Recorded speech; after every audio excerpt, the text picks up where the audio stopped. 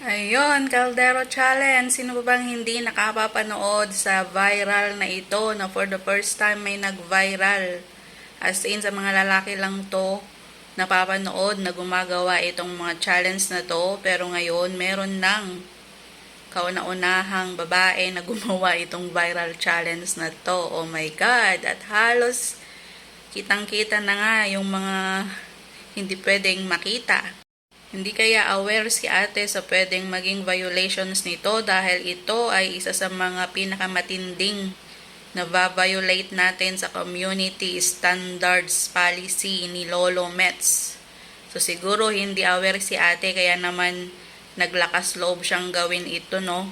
Kung for the sake of views o kung gusto lang niyang kumita, ay hindi rin ito magiging safe para sa kanya kasi sa pagkakaalam ko, chinek ko yung kanyang account, hindi pa siya monetize, as in sa star lang siya pwedeng kumita. At kung may magsisend sa kanya ng mga stars doon, maaari siyang kumita. Pero sa tingin ko, kukunti lang yung nag-send, as in nasa 27 stars pa lang yon. At hindi naging aware si ate na pwedeng tanggalin itong content niya na ito dahil talagang ito yung pinakamatinding violations na talagang ma-violate niya sa community standards.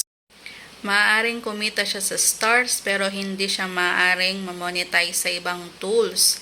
At kung paulit-ulit niya itong ginagawa, itong mga ganitong klaseng content, ay pwedeng ma-report ang kanyang mga content or account dahil hindi po ito kaaya-aya, lalong-lalo na kung may mga kabataan or may mga batang makakapanood nito at pwedeng gayahin, kasi hindi ito talagang pasok sa mga standards ng content monetization policy ni Lolo Mets. Sana maging aware tayo, wag po tayong umabot sa mga ganitong klaseng content na halos pati siguro kung may anak ka or kamag-anak ka, ikakahiya ka dahil sa ginagawa mong ito.